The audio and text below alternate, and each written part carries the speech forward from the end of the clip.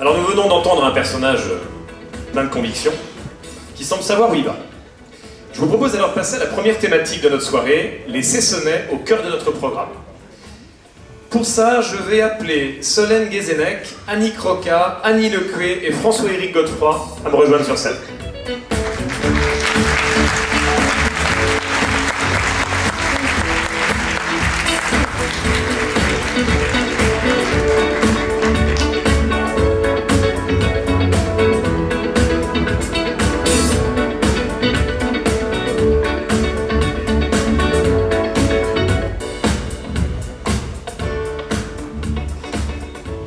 Donc bonsoir à vous quatre. On s'est vu tout à l'heure, mais c'est marqué. Donc bonsoir à vous quatre. Vous écrivez solennellement dans votre programme, je lis, les Cessonnais seront au cœur de notre action. Et vous ajoutez que vous vous engagez à ce que la solidarité et l'éducation constituent les piliers du mieux vivre à Cesson-Sévigné. Solène Guézenec, commençons par vous, si vous le voulez bien. Vous vous intéressez de près aux questions touchant à la vie quotidienne des familles. Au-delà des mots, quelles mesures concrètes allez-vous prendre si vous êtes élu? Alors, notre conviction est que les familles sont la vraie richesse de notre commune. Nous pensons qu'elles assurent son attractivité et son dynamisme. Alors, pour bien les accueillir, il faut évidemment leur proposer des logements adaptés. Et nous avons des solutions pour cela. Mais je laisse le soin à mes collègues de l'urbanisme d'en dire un petit peu plus sur ce sujet tout à l'heure. Nous avons une attention particulière, nous aurons une attention particulière pour les parents de jeunes enfants. Se pose pour eux toujours la question du mode de garde de leurs enfants. Or, nous avons la chance à Cesson-Sévigné d'avoir plus d'une centaine d'assistantes maternelles disponibles, compétentes, mais toutes ne sont pas occupées à plein temps. Concrètement, qu'est-ce que ça veut dire?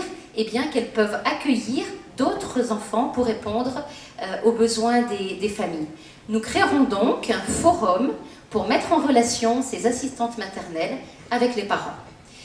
Par ailleurs, nous sommes soucieux d'éviter de lutter contre l'isolement de parents. Certains parents peuvent se sentir seuls. Et pour créer du lien social entre les parents et leurs enfants, nous ouvrirons une ludothèque. Ce sont des espaces de jeux ouverts aux jeunes enfants et aux parents qui sont toujours très appréciés dans les communes où cette solution existe. Alors, développer les solutions de garde, créer une ludothèque, et puis les nouveaux rythmes scolaires depuis 2013, ça a l'air de bien marcher de toute façon. Oui, ça dépend pour quelle population.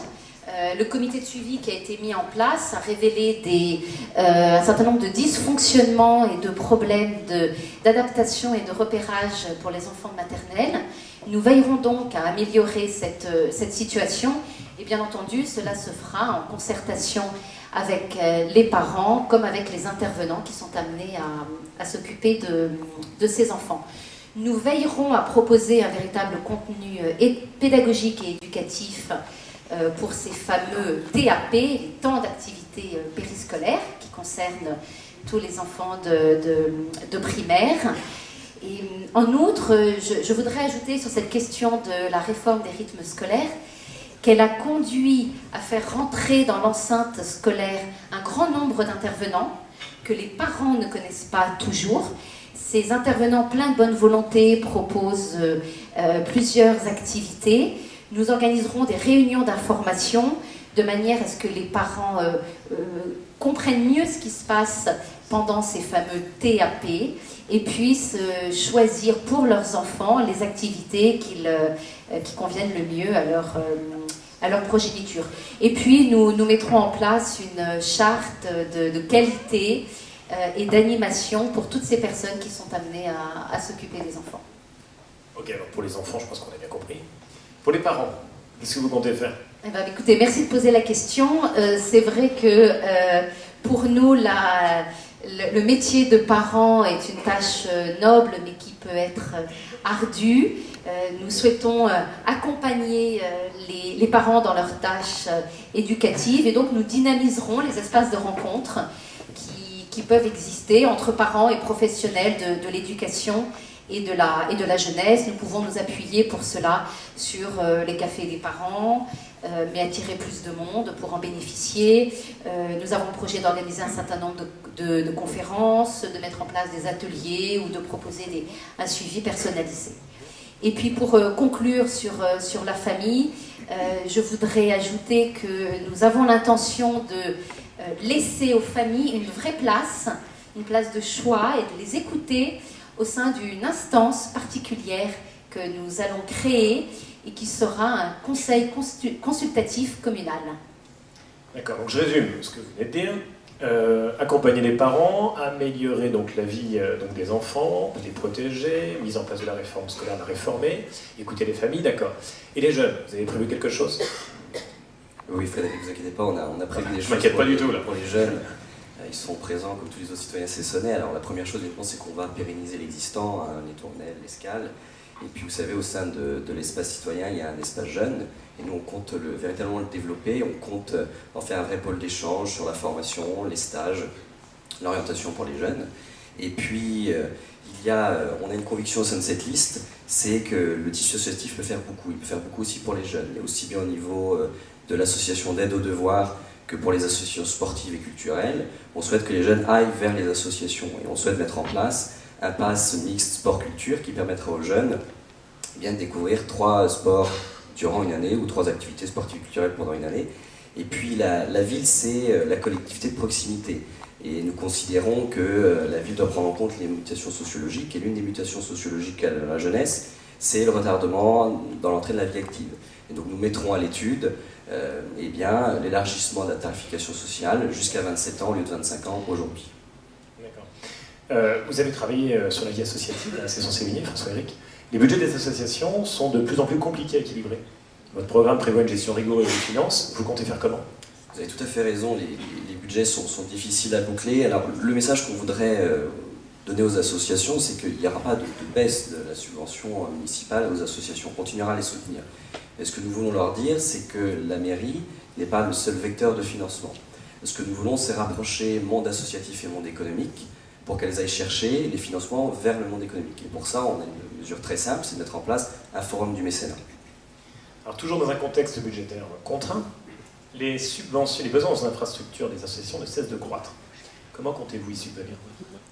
Avant même de parler des investissements, je pense qu'il faut parler de l'existant, parce que la ville Cesson-Sévigné a des infrastructures en matière sportive et culturelle qui sont d'extrêmement bonne qualité, en grande quantité. Et ça ne date pas de 2008, hein. Contrairement à ce que vous pouvez penser, ça date certainement pas de 2008. La première chose, il faut améliorer l'existant et mettre en place un système de réservation pour mieux mutualiser l'utilisation des salles sportives et des salles culturelles. Maintenant, si on parle d'investissement, on ne sera pas en reste, hein, puisqu'on prévoit de rénover la salle des Palais, de rénover les tennis de Beau-Soleil, de construire une tribune au stade de la Valette, et demande très pressante des associations de mettre en place des lieux de stockage de matériel. Et puis vous savez, on a un nouveau quartier qui va se construire, Via Silva, et ce sera l'occasion de nouvelles infrastructures sportives, et en premier lieu, évidemment, d'un complexe de tennis. Alors, on termine par l'équipe de hand. On a une équipe de hand, et beaucoup d'acteurs associatifs trouvent que la dotation qui leur est attribuée en fait, est très importante par rapport à eux, ce qu'ils peuvent toucher. Comment vous répondez à ça? Alors, avant de répondre sur le handball, un petit mot sur les subventions en elles-mêmes. Il y a eu un effort, là, il faut le dire, sur la transparence, l'attribution des financements. Il reste quelques zones d'ombre et nous, on s'engage à lever, ces zones d'ombre. Deuxième élément, on s'est rendu compte, en allant à la rencontre des associations, que les associations, elles avaient besoin de visibilité. La réponse qu'on veut leur donner, c'est des financements pluriannuels. Maintenant, sur le handball, je pense que la première chose qu'il faut dire, on ne va pas bouder notre plaisir, c'est quand même plutôt pas mal d'avoir une équipe en Ligue nationale de handball. Alors après, la contrepartie, elle est en effet, c'est que c'est une charge pour la commune. Le message à la fois pour les Cessonnais et l'équipe de hand, il est assez simple là encore, hein. C'est qu'on continuera à soutenir cette équipe, elle est importante pour la ville, mais on n'augmentera pas le soutien. Par contre, on sera là pour accompagner l'équipe, pour aller chercher des salles de plus grande capacité quand il y a par exemple Montpellier qui vient. Et puis, dans le cadre de Via Silva, nous sommes tout à fait disposés à accueillir une salle multisport de type Arena. Et là, par contre, ça devra se faire sur des financements métropolitains, parce que c'est un investissement que la ville de Cesson-Sévigné ne peut pas porter elle toute seule. D'accord, merci beaucoup. Alors, mieux vivre à Cesson-Sévigné, C'est pour tous les âges. Et ça concerne tous les âges de la vie. Alors, Annick Roca, les personnes âgées se plaignent d'un manque de considération. Qu'est-ce que vous comptez faire? Eh bien, dans un premier temps, créer du lien social et favoriser l'intergénérationnel. Pour y parvenir, nous aiderons à la création d'une association type voisins solidaires pour mettre en relation donc les Cessonnais dans une offre et une demande de service. Nous pensons ainsi promouvoir quelques actions telles que la garde d'enfants par des mamies ou des papis, l'accueil d'un étudiant chez l'habitant ou le covoiturage par exemple. Nous éditerons également un guide qui recensera tous les services et les associations dont le domaine d'activité sera dans le soin et l'aide à la personne. Ça suffit pour éviter l'éloignement? Non. Alors nous avons également pensé mettre en place un mode de transport à travers la commune. Nous avons constaté effectivement que des Cessonnais se plaignaient par les transports en commun de joindre difficilement le nord de Cesson et notamment l'hôpital privé Sévigné. Donc je dis bien, ce transport sera bien pour tous les Cessonnais. Ce transport donc aura une vocation vraiment communale. Il ne sera pas dépendant de la STAR. Il s'agira probablement d'un petit bus électrique.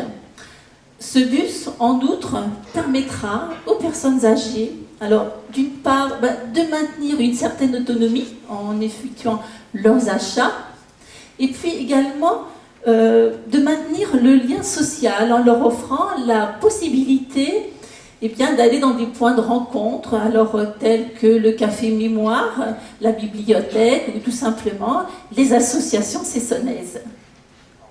Vous envisagez, il me semble, de développer les modes d'hébergement au profit des personnes âgées et des personnes handicapées. Oui, absolument. À Cesson, nous avons 3 structures qui existent déjà depuis de fort longues années.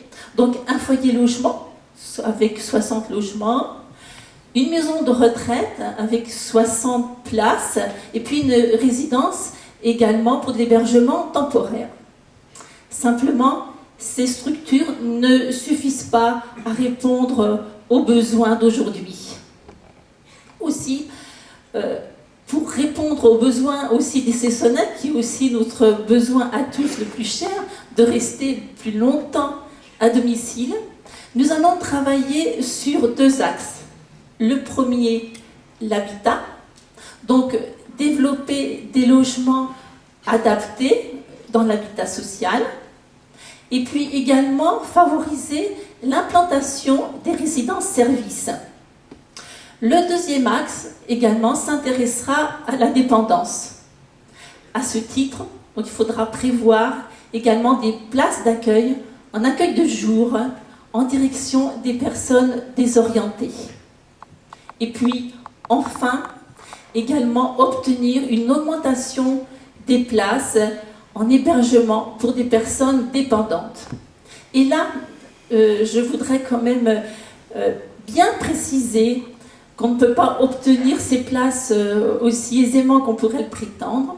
Il faut un accord conjoint du Conseil général, de l'Agence également régionale de la santé. Il faut, à cet effet, préparer un dossier assez volumineux qui doit remplir des conditions, et ce dossier ne peut être présenté que lors d'un appel à projet. Donc Yvonne et moi aurons notamment du travail. D'accord.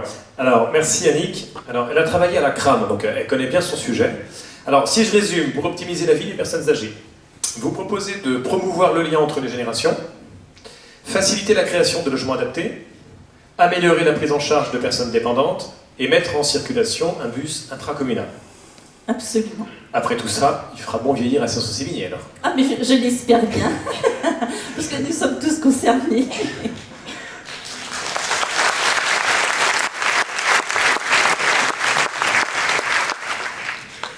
Apparemment, elle sait que c'est à elle que je vais m'adresser, super. J'avais envie de faire un petit truc et tout, mais bon. Ok. Donc passons à la culture. Vous dites dans votre programme, alors je lis, la culture est un vecteur de lien social. Annie Lecué, parlez-nous de la galerie Pictura et quels sont vos projets à ce sujet? Oui, les expositions dans la galerie sont presque exclusivement contemporaines. Nous souhaitons plus de variété et le plus souvent possible des conférenciers, pour mieux appréhender bien sûr et apprécier les œuvres exposées.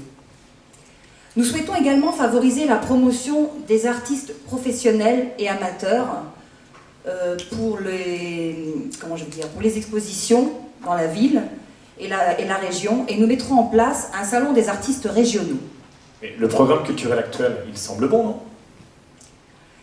Savez-vous que parmi les spectateurs, il y a moins de 39% de Cessonnais? Il nous paraît normal que ce soit les habitants qui paient l'impôt qui en profitent. Alors pour cela, il faut premièrement améliorer le système de réservation actuel pour permettre l'accès au spectacle à un plus grand nombre de Cessonnais. Il faut diversifier l'offre des spectacles et plus particulièrement les pièces de théâtre, classiques, contemporains, boulevard. Dans le spectacle de boulevard, par exemple, nous avions un public très nombreux et une très forte demande. Il faut en tenir compte. Il faut également doubler, voire tripler les séances des spectacles les plus prisés. Dans ce cas, le coût pour la commune d'achat des spectacles est moins 30% la deuxième séance et moins 50% la troisième. Donc pourquoi s'en priver? Cela permet de satisfaire un plus grand nombre de spectateurs et surtout de diminuer le prix des places. Et enfin, mutualiser avec les autres communes pour réduire les coûts et élargir l'offre, bien entendu.